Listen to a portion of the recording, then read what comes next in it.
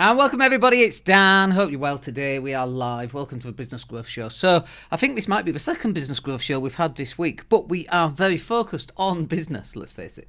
And especially 2024, we're 9.125% of the way through 2024, just in case you didn't already know that. And so we're going to continue with the focus on what 2024 is going to bring. If you've got a business or you're thinking about starting a business, and I think there's some quite interesting stuff around what's happening to do with sentiment as well, and optimism, and M&A, mergers and acquisitions, and just for kind of feel. And that's really what I want to talk about today. Let's talk about mergers and acquisitions because they're down a fifth in 2023 compared to 2024. And obviously that's a significant amount, right? So what's going on? What's happening? And I think it's a combination of different things that's happening right here. The first thing I think that's happening with mergers and acquisitions is that a number of businesses have actually gone bust.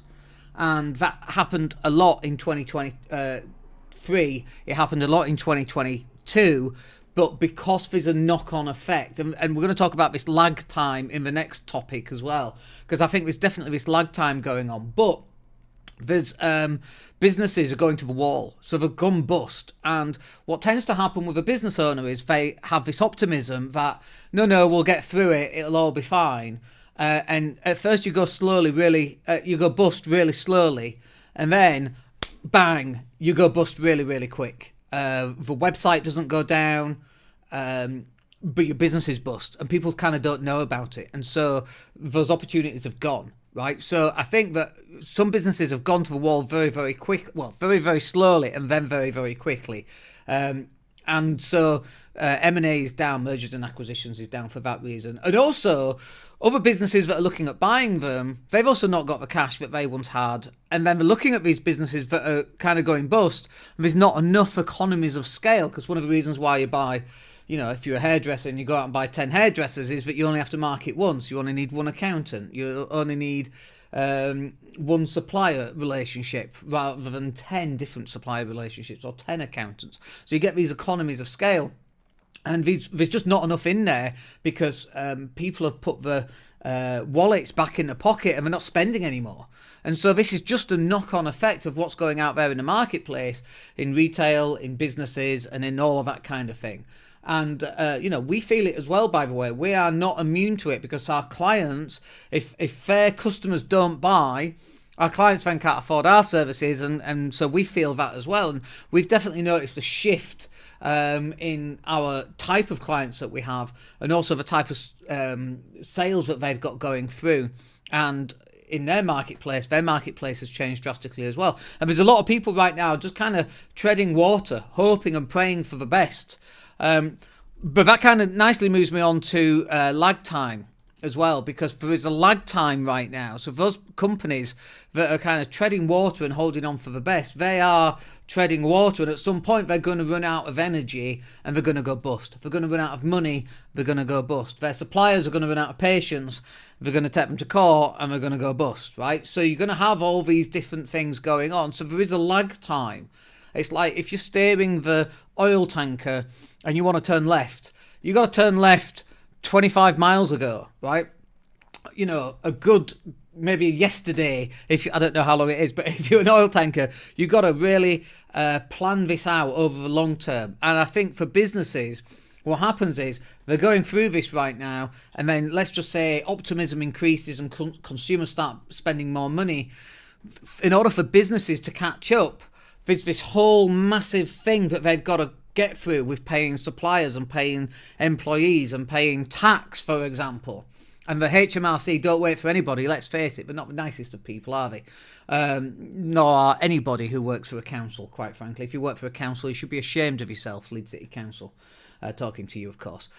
So there is this lag time between money coming in and customers spending more money, and you've then actually been able to go out and invest in your business, for example, or grow your business, because you've got all these backlog of bills that you then have to pay. So there's definitely this lag time. And, obviously there's an election this year. So if there's an election, I think that gives businesses more optimism for change, because things are, let's face it, not going great, are they? So We need change right now. And the change that we need is clearly a new government. And unfortunately, or fortunately, it's going to be Labour, I think.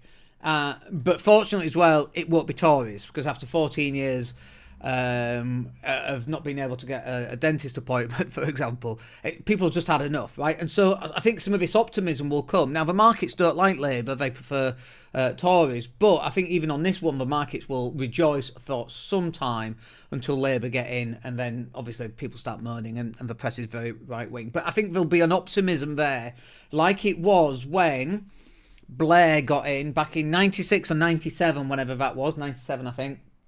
There was this renewed optimism around the country, and I think not that Keir Starmer has the same character as Tony Blair, but I think that there will be some new optimism. Whether you hate Labour or like Labour, I think that the UK will be like, oh, thank God for that. Like, you could put anybody in. I'd rather have Mr. Blobby in, or what's Rowan Atkinson's Mr. Bean. Let's put Mr. Bean in power, because like. Or let's just get a chimpanzee to just to pick random things, because that will probably work better than the existing government that we've got, So there will be an optimism there. And again, there is this lag time for this optimism to kick in, for companies to generate more cash. But hopefully that will, I think when people start seeing public services actually working again, I think that will help, So there's this lag time, and so there's some opportunities out there, I think, for 2024, because of the lag time, because of the optimism, because of a change in government, the old government going out, the new one coming in, people being able to spend a little bit more money, hopefully, with this renewed optimism. And when they spend a bit more money, generates more taxes, and it also generates more cash flowing through. And so, that then moves on to the next business, and the next business, and the next business. If you take that £50, it goes to the butchers, and then it goes to the, the clothing shop, and then it goes to, the Tesco's, and then it goes to the bookies, and then so it's the same 50 quid, but obviously it's generating tax on every transaction, and then it's going through people's hands. This is the cash flow that's absolutely needed. And in times of contraction, the cash flow really stops, right? And so the taxation available to spend on public services, that decreases as well, right? This is like, year one GCSE economics, right? So it's really basic stuff, but it's really important, and people kind of don't seem to grasp it. But then it's going to get some opportunities, I think, for 2024. But if you're not in this position of people knowing who you are, and knowing not just who you are, but who you are. What are you about? Are you a nice guy? Are you not a nice person? Do you help people? Do you not help people? What's your reputation? What's your values? The people that you've helped, what have you done for them? That kind of thing. You've got to get seen, you've got to get found, and then you'll be able to sell effectively whatever it happens to be that you do. It might be property sourcing, or it might be mergers and acquisitions, or it might be selling what we sell, which is digital marketing services. We get seen, we get found, we sell effectively from our website and from our conversations when someone comes onto a strategy call with us. And so when this lag time catches up to what happens, which might be next year, by the way. If we have an election this year, might be May. I think we'll have a May election, quite frankly. But it might be October or November, right? Whoever knows. But this lag time is going to be next year. So now is the time for you to get out there and get found and get seen, so that when the optimism comes back next year, hopefully it will, and maybe even later this year to begin, you've actually got to be in a position already to take that on. There's no point in waiting until next year and then go, when it all picks up, then I'm going to start doing it. No. It's like, if you're on a sinking ship, then is not the time to learn how to swim, right? You should have learned how to do that already. You should know how to go live. You should know how to pull stuff out into a podcast and an MP3 and put that out on iTunes and Alexa. Not Alexa, I can't say it because it'll start playing music. Amazon and Spotify and all that other stuff. You should know how to pull shorts out of long form video, and if you don't know how to do that, you've not got time to do that, you should be using us. We had a message last week, and they said, do you run training courses on how you get your content out all the time, because you are everywhere all at once, right? That's the point, that is the plan. We're supposed to be everywhere all at once. But if you don't know how to do that, now is the time to find that, not when the optimism is back and other people are starting to spend money, right? And you're not. And you can't take advantage of that cash because you've not done this pre-work. The pre-work right now is vital. This is going to be the opportunity in 2024. The opportunity is, and let me just outline this so there's no disparity here or no vagueness or fuzziness or out of focus. Your opportunity for 2024 is to get seen, is to get found, and is to sell effectively. And, you know, when we take on a website client, we actually spend quite a bit of time going, well, what is it you sell? Like, explain it to me in 5 words or 10 words or 20 words. And often they can't explain it. And because it's in their head and in their little world, they can see exactly what it is and exactly what the customer gets, but everybody else can't see it. So you've got to position yourself so that your website is very, very clear on what you offer. Maybe what the pricing is, but that's not necessarily important. You know, we don't put pricing on our website. We tested it, it didn't work for us. We want to get people on a call, right? Because we want to diagnose what's going on in their business properly. But we get people on a call because all the content we've put out for the last few years, that's why people are getting on a call. This is the opportunity in 2024. You've got to get seen, you've got to get found, you've got to sell. So this fuzzy idea, this fuzzy blueprint you've got for your business, it's got to be really clear. So if I want to buy what you sell, I want to know what are the benefits, what am I getting? And if you don't know what that is, or you find that difficult to articulate what that is, you're not going to close business. So you might get seen, you might get found, but you're not selling effectively.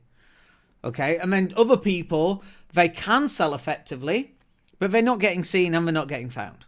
And so both of those things have to be true in order for the thing to work, right? If one of those is false, it's not going to work. If you're not getting seen, it's not going to work. If you're not getting found, it's not going to work. If you're getting seen and getting found, but you can't sell, it's not going to work. If you can sell, but you can't get seen, you can't get found, it's not going to work. You've got to get seen, you've got to get found, you've got to be able to sell effectively. And people have to be able to determine what the product is on your website or what it is that you sell so that they know, oh my gosh, that's what I've been waiting for. Let me buy it. Whatever that is. And some things can be easier, like a mobile phone or a case for a mobile phone. That's really easy. It's a Samsung S21 Plus, I think. I need to get the upgrade. I know what that is. I know what the benefits are of that. And that's really easy to make that transaction. It comes down to price because there's billions of these phones, right? So unless you're differentiating it in some way, like you get a free mobile phone case or you get a free 30-minute strategy session for how to do mobile phone video, I don't know, I'm just making it up. But unless you're differentiating in some way, like, you know, it comes down to price. And you might have that. You may well have that. Or you might have a more consultancy type of business, you know, buy properties for cash, a rent-to-rent type of business. You might just do coaching, which is very difficult to articulate what the actual benefits are. And if you find that difficult to articulate, the person you're trying to sell to, they don't know either, right? So you have to find a way of making sure that what you know in your head and what your product is can translate into a way that they can understand what that benefit is. That is the opportunity for 2024. And sadly, people are running the businesses like they ran in 2020 before the pandemic. And that old world has gone. It's lost forever. It's not coming back, folks. I wish it was. I liked that old world. Everybody knew what was what. Interest rates were low. Rent rises weren't as bad.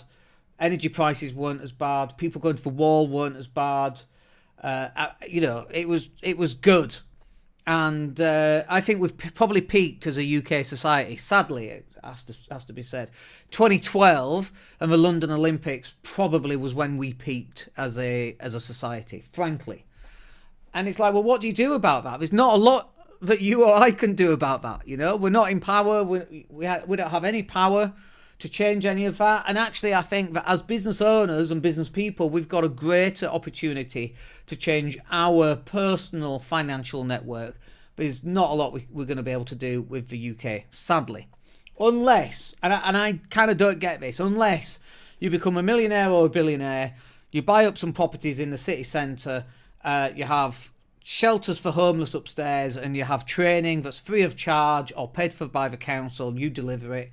And that's how you can actually help your city. And, you know, if we ever get to that point, boy, that's what we're going to do. And we're going to call it, I've already thought this through, can you tell? Leeds City Council doesn't give a shit. That's what we're probably going to call it. And we'll get sued for that, obviously, but fuck them. We'll go meet them in court and get a lot of, by that time we'll be billionaires anyway.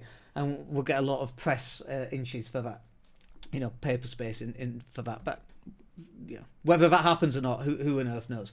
But this is the opportunity in 2024. You've got to get seen, got to get found, and you've got to sell effectively. All right, I do hope that was useful. Some good Dan rants in there. I do enjoy a good Dan rant, and I hope you did as well. All right, we'll speak to you on the next one. Have yourselves a wicked weekend. Take care.